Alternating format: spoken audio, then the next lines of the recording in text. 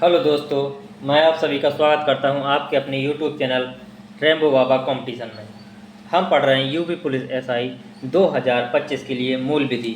और मूल विधि में आज हम पढ़ने वाले हैं, क्या पढ़ने वाले, एससी एसटी एक्ट, क्या एससी एसटी एक्ट 1989 के क्या पढ़ने वाले हैं। 1989 के हम पढ़ने वाले हैं प्रश्न। क्या देखने वाले हैं, हम पढ़ने वाले हैं प्रश्नों को, हम पढ़ने वाले हैं क्या पढ़ने वाले हैं, प्रश्नों को हम पढ़ने वाले हैं।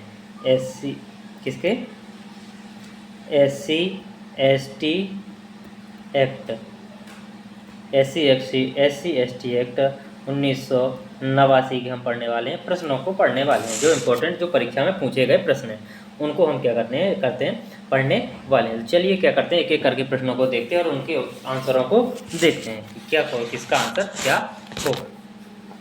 तो चलिए स्टार्ट करते हैं बिना किसी देरी के। तो देखते हैं, प्रश्न को पढ़ते हैं, क्या करते हैं, प्रश्न को हम पढ़ते हैं। चलिए स्टार्ट करिए, प्रश्न को पढ़िए। प्रश्न क्या कह रहा है, प्रश्न में क्या लिखा है, प्रश्न में लिखा है अनुसूचित जनजाति, अनुसूचित जाति के विरुद्ध, अनुसूचित जनजाति अनुसूचित जाति के विरुद्ध किए गए अपराधों की दंड की व्यवस्था किस धारा में की गई है। तो अपराध हमने पढ़े थे, किस धारा में पढ़े थे, हमने 3 में पढ़े थे। तो यह धारा 3 में क्या पढ़ा था, धारा 3 में क्या पढ़ा था,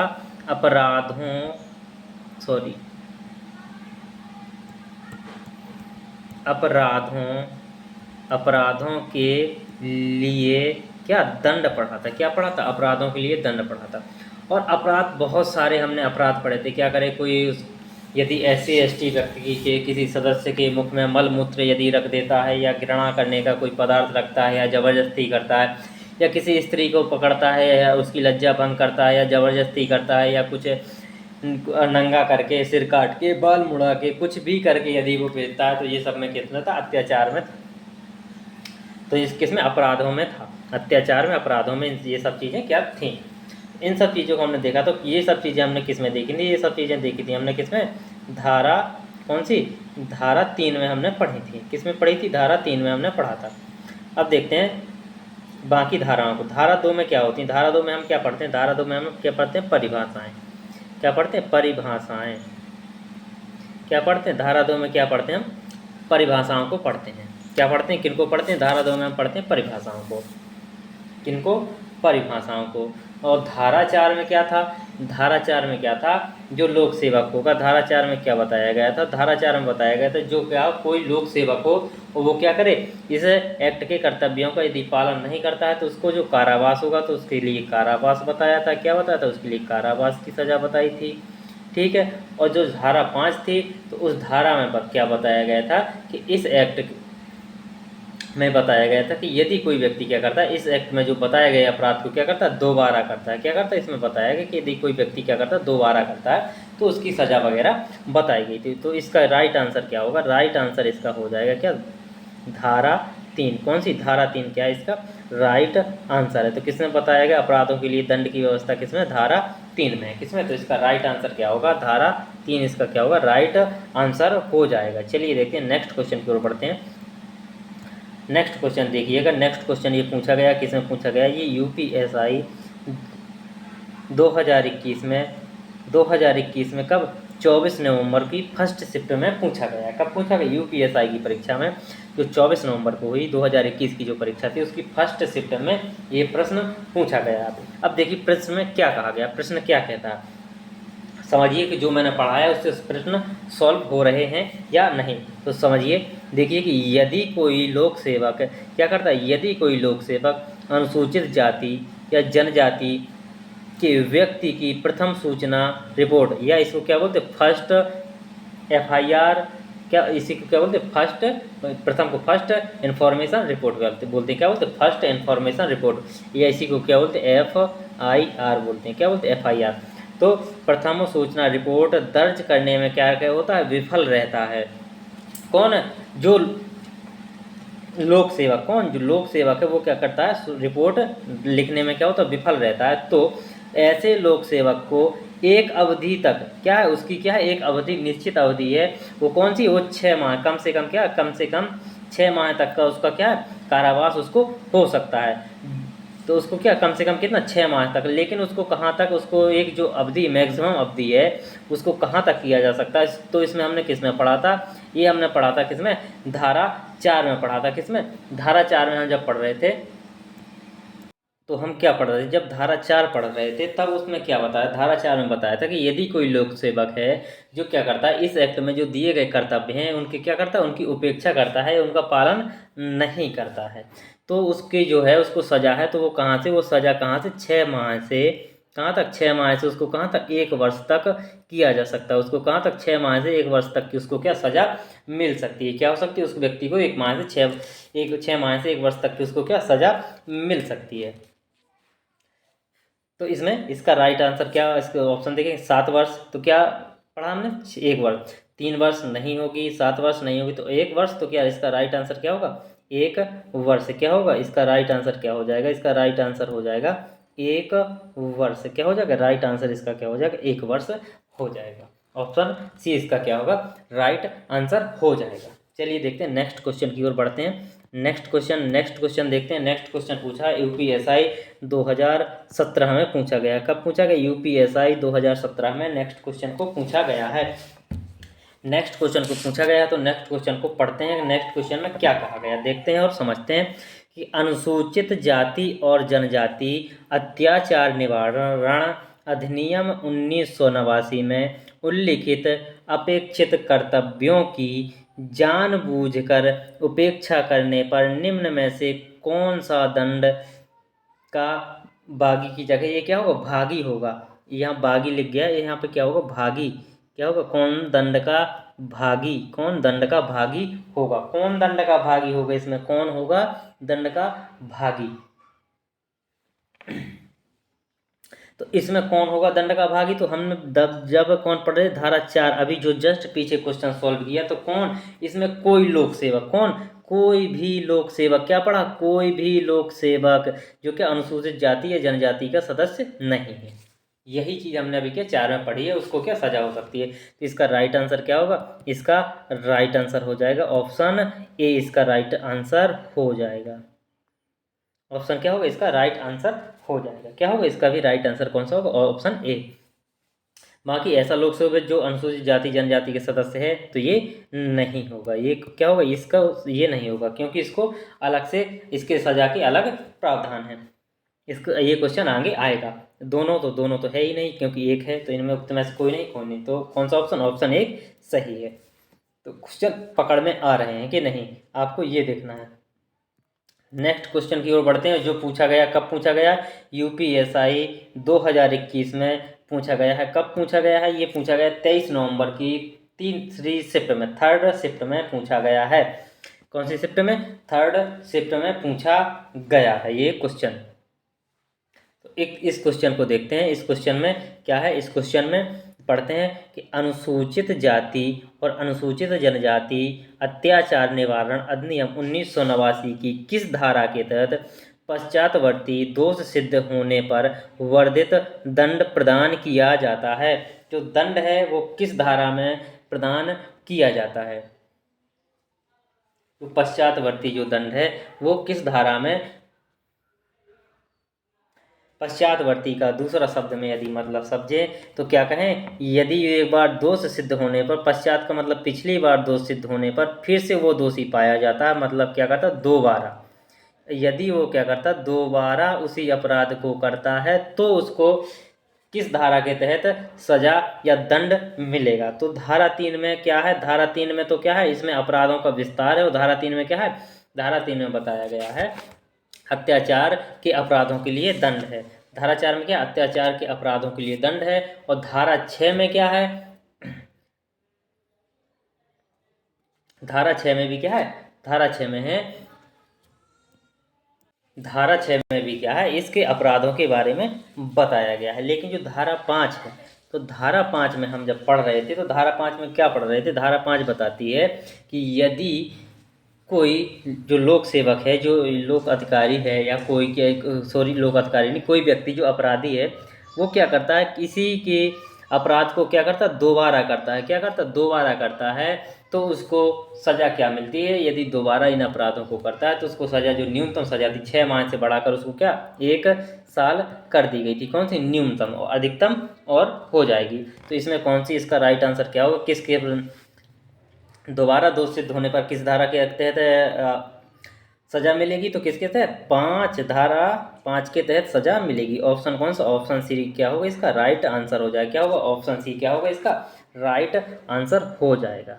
चलिए देखते हैं नेक्स्ट क्वेश्चन की ओर बढ़ते हैं। नेक्स्ट क्वेश्चन क्या है, नेक्स्ट क्वेश्चन देखते हैं। नेक्स्ट क्वेश्चन है हमारा, नेक्स्ट क्वेश्चन है अनुसूचित जाति और जनजाति अत्याचार निवारण अधिनियम में सामाजिक बहिष्कार से क्या अभिप्राय है। मतलब सामाजिक बहिष्कार से क्या अभिप्राय है। जो क्या, जो रूढ़िगत होंगे, जो क्या है, जो चीज़ें हैं, जो इसमें किसमें धारा 2 के अंतर्गत जो परिभाषाएं दी गई उसी से इसका संबंध है। तो रूढ़िगत का क्या मतलब, ऑप्शन ए देखते हैं। तो रूढ़िगत सेवा अन्य व्यक्ति को देने के लिए या उससे प्राप्त करने के लिए, सामाजिक संबंधों से रहने के लिए। ये भी क्या सही है। अन्य व्यक्तियों से अलग करने के लिए, किसी व्यक्ति को अनुज्ञा करने या इनकार करना, तो ये भी क्या, ये भी सही है। तो इसमें सी, ऑप्शन सी क्या है, धारा 2 के अधीन जो परिभाषित बहिष्कार, तो धारा 2 के तहत बिल्कुल बहिष्कार की परिभाषित की गई है। और उपयुक्त में से सभी, तो इसका राइट आंसर क्या हो जाएगा, उपयुक्त में से सभी, इसका क्या हो जाएगा राइट आंसर हो जाएगा। कौन सा, ऑप्शन डी इसका क्या होगा राइट आंसर हो जाएगा। कौन सा, ऑप्शन डी। चलिए देखते हैं नेक्स्ट क्वेश्चन की ओर चलते हैं और नेक्स्ट क्वेश्चन को देखते हैं। नेक्स्ट क्वेश्चन क्या कहता है, नेक्स्ट क्वेश्चन कहता है, क्या कहता है कि अनुसूचित जाति और जनजाति अत्याचार निवारण अधिनियम में पीड़ित से क्या अभिप्राय है। पीड़ित से क्या अभिप्राय है। तो पीड़ित जो व्यक्ति क्या होता था, जो व्यक्ति क्या हो, जिसको शारीरिक रूप से हानि हो, मानसिक रूप से हानि हो, धन के रूप में हानि हो, किसी भी रूप में हानि हो, वो व्यक्ति जिसका शरीर को चोट हो, वो क्या होता है, पीड़ित होता है। तो ऑप्शन देखते हैं, ऑप्शन ए में क्या, मानसिक रूप से अनुसूचित जाति की हानि, तो बिल्कुल सही है। शारीरिक रूप से अनुसूचित जनजाति की क्षति, ये भी सही है। तो ऑप्शन सी क्या, कोई धनी हानि अनुसूचित जाति या जनजाति के अंतर्गत आने वाले व्यक्ति की, तो ये भी क्या सही है, बिल्कुल सही है। तो क्या इसका राइट आंसर कौन सा हो जाएगा, उपर्युक्त में से सभी। कौन सा, ऑप्शन डी क्या होगा इसका राइट आंसर हो जाएगा। क्या होगा, राइट आंसर हो जाएगा किसका, ये अनुसूचित जाति और जनजाति अत्याचार निवारण अधिनियम 1989 में पीड़ित के से, जो पीड़ित की क्या परिभाषा से, मतलब इसमें पूछा गया है कि पीड़ित की जो परिभाषा है उसको पूछा गया है। चलिए देखते हैं नेक्स्ट क्वेश्चन की ओर चलते हैं। नेक्स्ट क्वेश्चन क्या कहता है, नेक्स्ट क्वेश्चन कहता है कि अनुसूचित जाति और अनुसूचित जनजाति अत्याचार निवारण अधिनियम 1989 में पीड़ित को किस धारा में परिभाषित किया गया है। जो पीड़ित की परिभाषा है वो किस धारा में दी गई है। तो पीड़ित की परिभाषा हमने पढ़ा था किसमें, 2 अंगा के गा में दी गई है। किसमें, 2 अंगा के गा में दी गई है। तो ऑप्शन ए इसका क्या होगा राइट आंसर क्या होगा, ऑप्शन ए इसका क्या होगा राइट आंसर होगा। चलिए नेक्स्ट क्वेश्चन को देखते हैं। नेक्स्ट क्वेश्चन क्या कहता है, नेक्स्ट क्वेश्चन कहता है अनुसूचित जाति और अनुसूचित जनजाति अत्याचार निवारण अधिनियम 1989 में आश्रित से क्या अभिप्राय है। मतलब जो आश्रित है, आश्रित की जो परिभाषा है, तो आश्रित की परिभाषा क्या है। तो आश्रित की जब परिभाषा पढ़ रहे थे उसमें क्या था, माता पिता पति पत्नी भाई बहन, जो भी किसी व्यक्ति, जो पीड़ित व्यक्ति हो, क्या किस पीड़ित व्यक्ति पर जो आश्रित हो उन्हीं को क्या कहा जाता है, भरण पोषण के लिए जो आश्रित हो, उसी पर निर्भर हो, उसी को क्या कहते हैं, आश्रित कहते हैं। जो क्या हो, जो पीड़ित व्यक्ति पर क्या हो, पीड़ित व्यक्ति पर क्या हो, पीड़ित व्यक्ति पर, किस पर, पीड़ित व्यक्ति पर जो भी क्या हो, जो भी क्या हो, निर्भर हो, क्या हो, निर्भर हो, जो भी पीड़ित व्यक्ति पर निर्भर हो, वो क्या है, वो क्या है, आश्रित व्यक्ति है। क्या है, वो आश्रित व्यक्ति है। तो क्या है, आश्रित व्यक्ति में क्या, माता पिता पति पत्नी कोई भी हो सकता है, बिल्कुल सही। बालक में बालक हो सकता है, बच्चा उनका हो सकता है, माता पिता भी हो सकते हैं, भाई और बहन भी, बिल्कुल सही, राइट आंसर होगा। और सी में क्या देखें, जो पीड़ित पर अपनी सहायता का भरण पोषण के लिए पूर्णतः आश्रित, बिल्कुल सही। तो इसका राइट आंसर तीनों सही हैं। तो क्या उपरोक्त में से सभी, उपरोक्त सभी क्या होंगे, इसका राइट आंसर होंगे। क्या उपरोक्त सही सभी, ऑप्शन डी क्या होगा इसका राइट आंसर होगा। चलिए देखते हैं नेक्स्ट क्वेश्चन की ओर चलते हैं। नेक्स्ट क्वेश्चन को देखिएगा। नेक्स्ट क्वेश्चन देखते ही लग रहा है कि ये किसमें 2017 में पूछा गया है। तो ये क्वेश्चन क्या होगा, कुछ बढ़िया सा क्वेश्चन होगा। तो देखते हैं और पढ़ते हैं क्या कहता, कहा है कि यदि एक लोक सेवक अनुसूचित जाति जनजाति से संबंधित अपने कर्तव्यों की उपेक्षा करता है, क्या करता है, यदि एक लोक सेवक है वो क्या अनुसूचित जाति और जनजाति से जो क्या संबंधित है वो अपने कर्तव्यों की क्या करता है, उपेक्षा करता है। क्या अभी जो क्वेश्चन आ गया जो मैंने बोला था ना, जो क्या था अभी पहले था कोई भी लोक सेवक हो जो अनुसूचित जाति और जनजाति का ना हो, और अब क्या आ गया कि यदि अनुसूचित जाति और जनजाति का जो क्या है लोक सेवक है वो क्या करता है, अपने कर्तव्यों को उपेक्षा करता है, तो उसको अनुसूचित जाति और जनजाति अधिनियम धारा 4 के तहत अधिकतम अवधि से दंडित किया जाएगा। कितनी अवधि से दंडित किया जाए, क्या 12 महीने, क्या 24 महीने, क्या 6 महीने या 3 महीने। तो कितने से दंडित किया जाएगा, तो उसको दंडित किया जाएगा कितने, उसको भी कितना जो उसको मिलेगा, तो वो भी क्या जो उस अधिकारी को मिलेगा जो क्या है अनुसूचित जाति जनजाति का नहीं है, तो उसी वही दंड मिलेगा, क्योंकि वो लोक सेवक है तो उससे कोई अनुसूचित जाति और जनजाति से कोई मतलब नहीं होगा, तो उसको भी 12 महीने अर्थात 1 साल, कितनी 1 साल का कारावास होगा।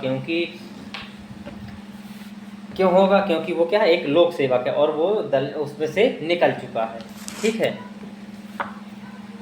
अब वो माइनॉरिटी में नहीं आ रहा है। चलिए देखते हैं नेक्स्ट क्वेश्चन की ओर बढ़ते हैं, नेक्स्ट क्वेश्चन को देखते हैं। नेक्स्ट क्वेश्चन को देखते ही लग रहा है कुछ इसमें होगा, तो देखते हैं। अनुसूचित जाति और अनुसूचित जनजाति अत्याचार निवारण अधिनियम 1989 में विशेष न्यायालय से क्या अभिप्राय है। विशेष न्यायालय की परिभाषा, किसकी परिभाषा, विशेष न्यायालय की परिभाषा बताई थी। इसका गठन कौन करता है, तो कौन करता है, राज्य सरकार करती है। कौन, राज्य सरकार। विशेष न्यायालय का गठन कौन करता है, राज्य सरकार। कौन करती है, राज्य सरकार। क्यों करती है, क्योंकि ताकि क्या हो, जल्दी से जल्दी सुनवाई हो। कहाँ करेगी, प्रत्येक जिले में। कहाँ पर, प्रत्येक जिले में। और किसको बनाती है ये विशेष न्यायालय, सत्र न्यायालय को। किसको, सत्र न्यायालय को बनाया जाता है, क्या विशेष न्यायालय बनाया जाता है। तो इसमें क्या पूछा गया कि इससे विशेष न्यायालय से अभिप्राय है। इसमें क्या, सेशन न्यायालय, कोई न्यायालय या जिला न्यायालय, इनमें से कोई नहीं। तो कौन सा होगा, तो इसका राइट आंसर कौन होगा, सेशन न्यायालय, या इसी को क्या बोलते हैं, सत्र न्यायालय। तो इसका राइट आंसर क्या होगा, सेशन को ही क्या बोलते हैं, सेशन न्यायालय को ही क्या बोलते हैं, सत्र भी बोलते हैं। क्या बोलते हैं, सत्र। क्या बोलते हैं, सत्र न्यायालय। तो इसका राइट आंसर क्या होगा, ऑप्शन ए होगा। किसका क्या होगा, राइट आंसर क्या होगा, ऑप्शन ए। कौन सा होगा, ऑप्शन ए इसका क्या होगा, राइट आंसर होगा। चलिए देखते हैं नेक्स्ट क्वेश्चन की ओर बढ़ते हैं और नेक्स्ट क्वेश्चन को देखते हुए धमाल मचाते हैं। चलिए देखते हैं नेक्स्ट क्वेश्चन में क्या कहा गया। नेक्स्ट क्वेश्चन क्या कहता है, नेक्स्ट क्वेश्चन कहता है अनुसूचित जाति और जनजाति अत्याचार निवारण अधिनियम 1989 की किस धारा के अंतर्गत अग्रिम जमानत प्रतिबंधित है। मतलब अग्रिम जमानत नहीं मिलेगी। तो किस धारा में ये है कि किस धारा के तहत अग्रिम जमानत प्रतिबंधित है, तो अग्रिम जमानत प्रतिबंधित है वो है किसके तहत, धारा 18 के तहत। ये मैंने शायद नहीं पढ़ाई, तो यहाँ पर देख लीजिए 18 के तहत क्या अग्रिम प्रतिबंधित है। अग्रिम जमानत क्या है, प्रतिबंधित है, किसके तहत, धारा 18 के तहत। ठीक है, यदि कोई व्यक्ति अग्रिम जमानत पहले से जमानत लेना चाहेगा तो उसको पहले से जमानत नहीं मिलेगी इस मामले में। ठीक है, चलिए देखते हैं आगे देखते हैं नेक्स्ट क्वेश्चन की ओर। नेक्स्ट क्वेश्चन क्या कहता है, संविधान के निम्नलिखित में से किस अनुच्छेद से अनुसूचित जाति और अनुसूचित जनजाति अत्याचार निवारण अधिनियम संबंधित है। किससे संबंधित, अनुसूचित जाति और जनजाति किस धारा से संबंधित है, तो अनुसूचित जाति और जनजाति संबंधित किससे, वो है अनुच्छेद 17 में अनुसूचित जाति और जनजाति से संबंधित है। किससे, अनुच्छेद 17 किससे, अनुसूचित जनजाति और जो अनुसूचित जाति और जनजाति के जो अत्याचार हैं उनके निवारण से या उनके निषिद्ध से, उनके या अस्पृश्यता के अंत वगैरह से इससे क्या है, संबंधित है। तो कौन सा, अनुच्छेद 17। ठीक है, राइट आंसर कौन सा होगा, राइट आंसर होगा ऑप्शन बी। चलिए देखते हैं नेक्स्ट क्वेश्चन की ओर चलते हैं। नेक्स्ट क्वेश्चन क्या कहता है, नेक्स्ट क्वेश्चन कहता है कि अनुसूचित जाति और अनुसूचित जनजाति अत्याचार निवारण अधिनियम 1989 के अंतर्गत किसी अपराधी के लिए अधिकतम दंड दिया जा सकता है। किसी अपराध के लिए अधिकतम दंड दिया जा सकता है। तो अधिकतम दंड कितना दिया जा सकता है, किसी अपराधी को क्या अधिकतम दंड कितना दिया जा सकता है उसको? क्या 6 माह का कारावास? तो नहीं होगा, अधिकतम दंड का माल है। 10 वर्ष का कारावास? नहीं। अधिकतम दंड क्या होता है? सबसे किसी व्यक्ति को मार दो, क्या? मृत्यु दंड। तो मृत्यु दंड होगा, अधिकतम दंड क्या होगा? मृत्यु दंड। तो राइट आंसर क्या होगा इसका? मृत्यु दंड इसका राइट आंसर होगा। आजीवन कारावास भी क्या है? छोटा ही अपराध, छोटा ही दंड होता है। मृत्यु दंड से क्या होगा? सबसे बड़ा दंड क्या होता है? अधिकतम दंड होता है मृत्यु दंड। तो राइट आंसर क्या हो गया? ऑप्शन सी क्या हो गया इसका? राइट आंसर हो गया। क्या हो गया? ऑप्शन सी क्या हो गया इसका? राइट आंसर हो गया। चलिए देखते हैं नेक्स्ट क्वेश्चन की ओर चलते हैं, और नेक्स्ट क्वेश्चन को देखते हुए देखते हैं कि क्या कहता है। नेक्स्ट क्वेश्चन क्या कहता है कि किसी जाति के अनुसूचित जाति श्रेणी में अनुसूचित कर्ण, किसी अनुसूचित जाति की, यहाँ पर कुछ अनुसूचित किसी जाति, फिर से सब पढ़ते हैं, किसी जाति को अनुसूचित जाति की श्रेणी में अधिसूचित, मतलब अधिसूचित करने का अधिकार किसे, मतलब किसी भी जाति का जो अनुसूचित श्रेणी है उसको अधिसूचित मतलब उसको घोषित करने का अधिकार किसके पास? संसद के पास है, विधानसभा के पास है, राष्ट्रपति के पास है, सर्वोच्च न्यायालय के पास है। तो एक किसके पास है? ये तो ये है किसके पास? ये है, कौन कर सकता है? ये कर सकता है राष्ट्रपति। राष्ट्रपति किस अनुच्छेद के अनुसार कर सकता है? संविधान के राष्ट्रपति अनुच्छेद किसके अनुसार? 341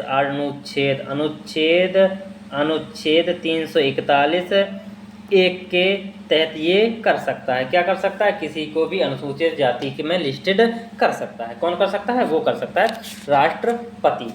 चलिए देखते हैं, आगे चलते हैं, आगे देखते हैं, नेक्स्ट क्वेश्चन की ओर बढ़ते हैं। नेक्स्ट क्वेश्चन हमारा क्या कहता है? नेक्स्ट क्वेश्चन है हमारा, नेक्स्ट क्वेश्चन को देखते ही लग रहा होगा कि ये कुछ धमाल मचाएगा। तो ये कब पूछा गया है? 2021 के यूपीएसआई परीक्षा में 2021 में 1 दिसंबर को फर्स्ट शिफ्ट में पूछा गया प्रश्न है।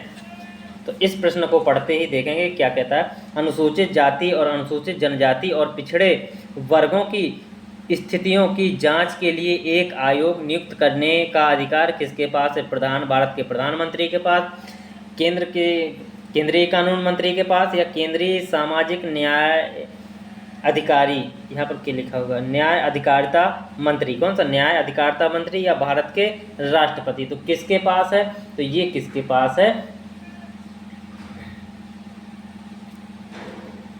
ये कौन करेगा? तो ये काम कौन करता है? ये काम सब कौन करते हैं? राष्ट्रपति करते हैं। कौन करते हैं? तो ये क्वेश्चन के इसका राइट आंसर कौन सा होगा? इसका राइट आंसर होगा ऑप्शन डी, राष्ट्रपति। ना ए, ना बी, ना सी।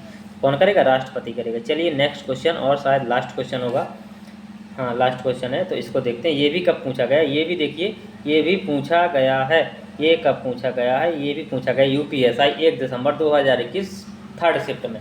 कब पूछा गया? ये अभी पिछले वाला फर्स्ट शिफ्ट में था, ये वाला किसमें? थर्ड शिफ्ट में पूछा गया। चलिए पढ़ते हैं। अनुसूचित जनजाति के लिए पृथक राष्ट्रीय अनुसूचित जनजाति आयोग किस वर्ष अस्तित्व में आया? ये कब अस्तित्व में आया? तो कब? 1995, 2004 में, 1990 में, 2010 में। तो कब ये आया? तो ये आया, कब आया? ये आया 2000,